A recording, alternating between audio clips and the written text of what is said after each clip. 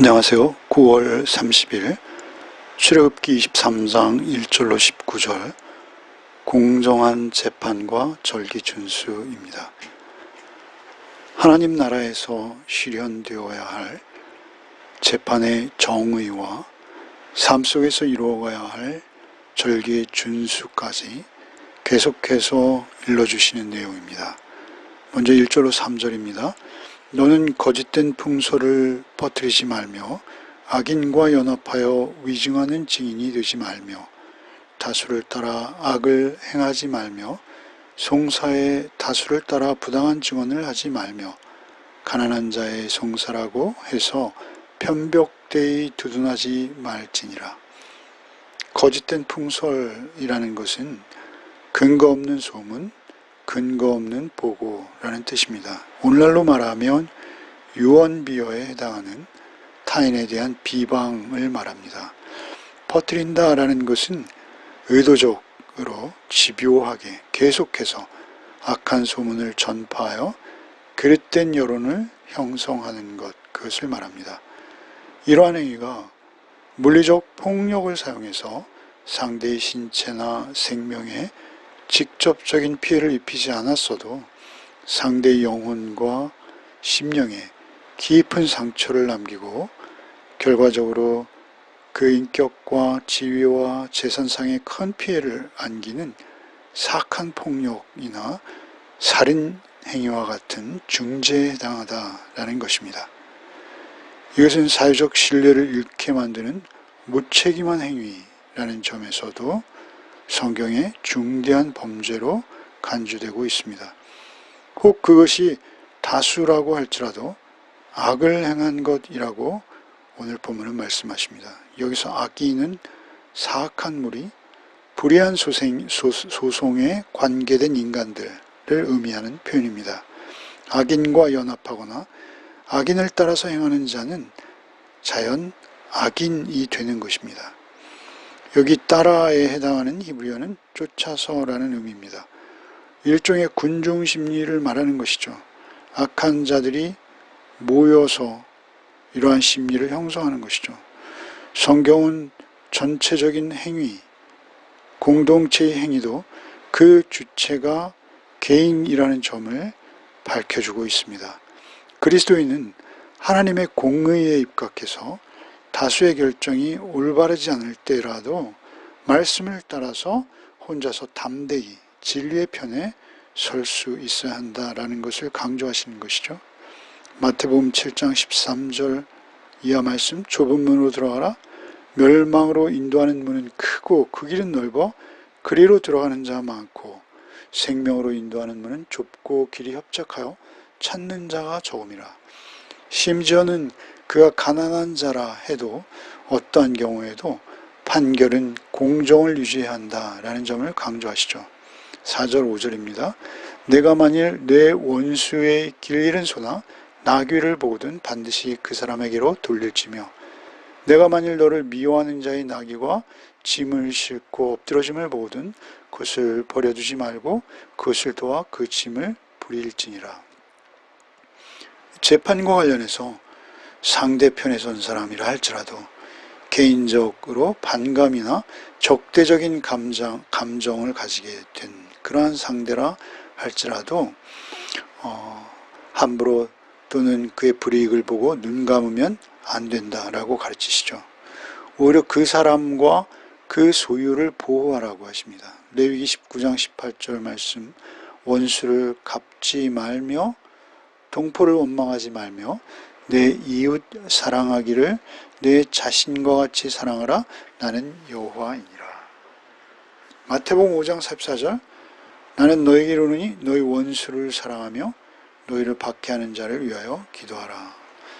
기독교의 기본 정신은 구약과 신약 동일합니다. 변함없습니다. 이웃 사랑은 율법의 기본 정신입니다. 그 뿌리인 것이죠. 모세 율법은 다른 이방 법과는 분명히 다른 기원을 가지고 있습니다.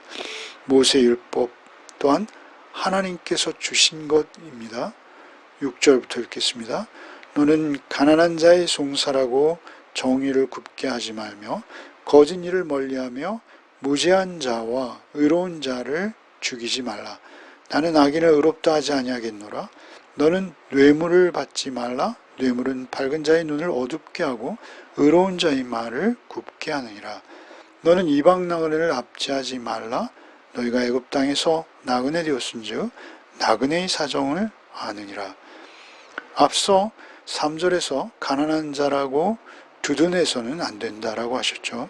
여기서는 반대로 가난한 자라서 재판장에게 뇌물을 주지 못한다고 그를 불리하게 판결해서는 안 된다라는 것입니다. 만민 앞에 법은 평등하다라고 말씀하시는 것이죠. 재판장이 거짓된 일과 거짓된 자들을 멀리해야 하는 것은 무죄한 자와 의인에게 그릇된 판결을 할 수 있다는 점입니다. 그것은 결과적으로 악한 것이 되기에 그런 악함을 의롭다 하지 않으시겠다라고 선언하십니다. 그래서 지도자나 재판장은 악인이라고 보여지는 자들과 멀리해야 하는 것입니다. 또한 재판관은 뇌물을 받지 말라 하십니다. 자신의 유불리를 따라서 재판을 굽게 하는 것은 하나님의 정의를 반대하며 조롱하는 일이 되기에 하나님께서 직접 판결하실 것입니다. 이방 나그네는 자신을 변호하기도, 자신을 변호해 줄 사람도 없는, 변호사도 없는 가련한 처지이기에 더욱이 압제해서는 안 된다라고 하십니다. 너도 애굽에서는 그렇게 불리한 삶을 살았기에 내가 거기서 구원해 주었는데 너는 절대로 그렇게 해서는 안 된다라고 하시는 것이죠. 10절부터 읽겠습니다. 너는 6해 동안은 너희 땅에 파종하여 그 소산을 거두고 7째에는 갈지 말고 묵혀두어서 내 백성의 가난한 자들이 먹게 하라. 그 남은 것은 들짐승이 먹으리라. 내 포도원과 감람원도 그리할지니라. 너는 6해 동안에 내 일을 하고 7째 날은 쉬라. 내 소와 나귀가 쉴 것이며 내 여종의 자식과 나그네가 숨을 돌리리라. 내가 내게 이른 모든 일을 삼가지키고 다른 신들의 이름은 부르지도 말며 내 입에서 들리게도 하지 말지니라. 안식년과 안식일에 대해서 그 목적을 설명하십니다. 7째에는 묵은 땅, 그 땅을 묵혀서 내 가난한 자들이 먹게 하고 남은 것은 들짐승이 먹게 하라. 이렇게 말씀하시죠. 가난한 이웃은 물론이요, 심지어는 짐승들에게까지 긍휼을 베풀라고 하십니다. 포도원과 감람원도 쉬게 하라고 하십니다. 포도주와 감람류는 히브리인들의 주식으로 사용되는 가장 중요한 작물입니다.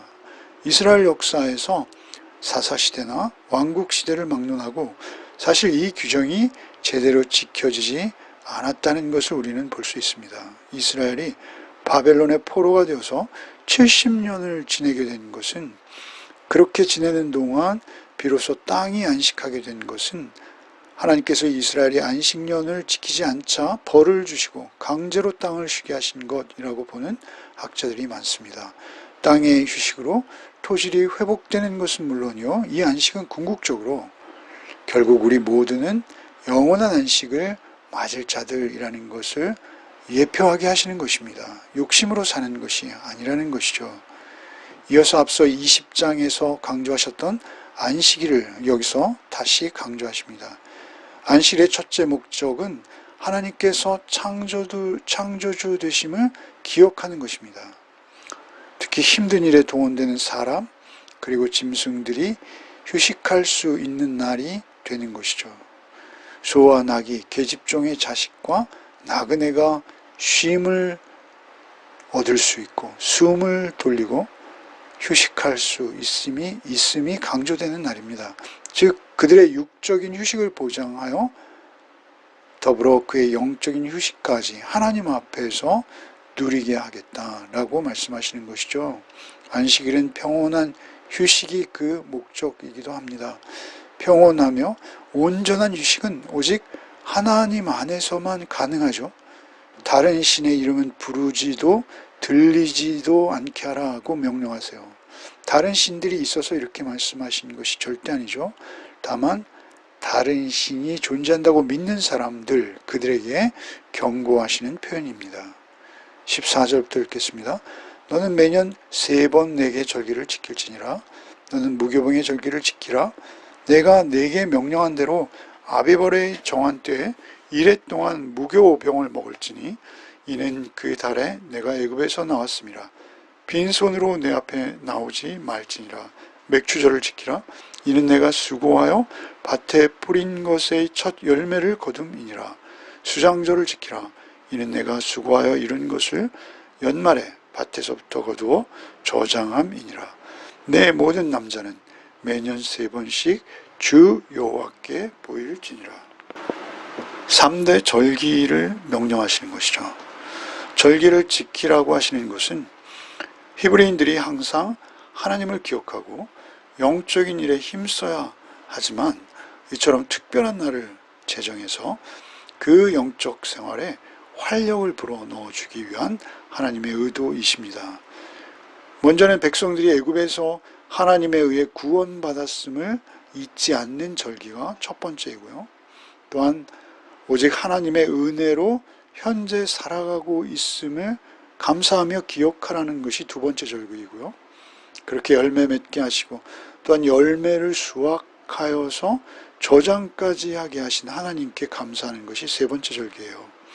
열매를 맺게 하신 분도 하나님이요, 앞으로 살아갈 날들도 하나님의 은혜임을 고백하는 것이 이 절기의 의미입니다.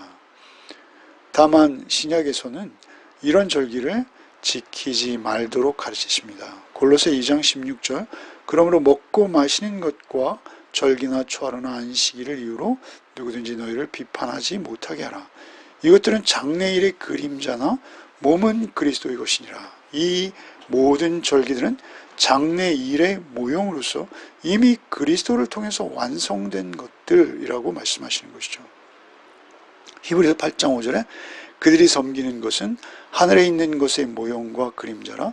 모세가 장막을 지으려 할 때 지시하심을 얻은 것 같이 이르시되 삼가 모든 것을 산에서 내게 보이던 본을 따라 지으라 하셨느니라. 형상인 것이죠. 장차일의 모형인 것입니다. 히브리서 10장 1절에 율법은 장차 올 좋은 일의 그림자일 뿐이요 참 형상이 아니므로 해마다 늘 드리는 같은 제사로 나오는 자들을 언제나 온전하게 할 수 없느니라. 결국 온전하게 되는 것은 예수 그리스도의 복음입니다. 또한 우리가 강제적으로 의무적으로 목적지향적으로 하는 것이 아니라 늘 율법이라 할지라도 감사함으로 기쁨으로 하는 것, 그것이 하나님이 받으시는 참 제사요 온전한 삶이죠. 구원도 현재적 삶이요 미래의 안식도 오직 예수 안에서 모두 완성되었다라고 말씀하시는 것입니다. 오직 예수로 사는 것은 이 모든 율법의 완성이 예수 안에 있게 그렇습니다. 구원도 예수 안에 있고요, 현재의 우리의 삶도 예수의 능력 안에 있고요, 미래의 우리의 삶도 오직 예수께서 인도하실 것입니다. 이어서 반드시 하지 말아야 할 것 세 가지를 이르시죠. 18절부터 읽겠습니다. 너는 내 제물의 피를 유교병과 함께 드리지 말며 내 절기 제물의 기름을 아침까지 남겨두지 말지니라. 내 토지에서 처음 거둔 열매의 가장 좋은 것을 가져다가 너희 하나님 여호와의 전에 드릴지니라. 너는 염소 새끼를 그 어미의 젖으로 삼지 말지니라. 누룩을 희생의 피와 함께 드리지 말라 하십니다. 누룩은 공동체를 오염시키는 것이죠. 오염의 상징인 누룩을 희생의 피와 썩지 못하게 하시는 것입니다. 함께 드리지 못하게 하십니다. 희생물의 기름은 아침까지 남기지 말라 하십니다. 성물을 가볍게 취급하지 말라는 의미로 받아들입니다.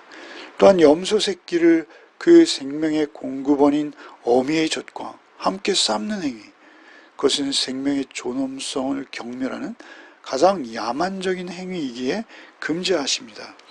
가나안 사람들에게는 어미의 젖으로 염소의 새끼를 삶는 요리법이 주술적인 목적으로도 널리 퍼져 있었다고 합니다.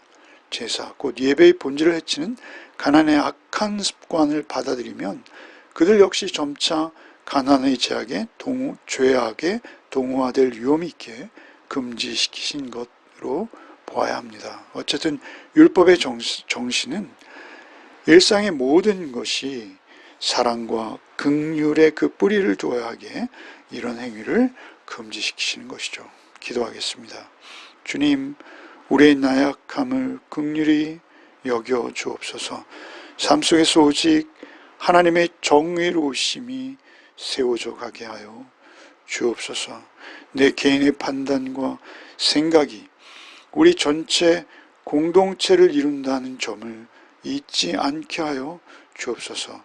오직 말씀을 따라서 생각하고 말씀을 따라서 판단하며 선택하는 자로 오늘도 살게 하여 주시옵소서.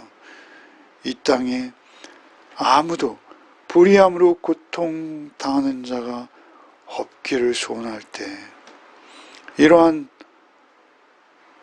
우리의 나라가, 우리의 삶이, 우리의 공동체가 되기를 소원할 때 우리를 구원하신 예수 그리스도 이름 받들어 기도하옵나이다. 아멘.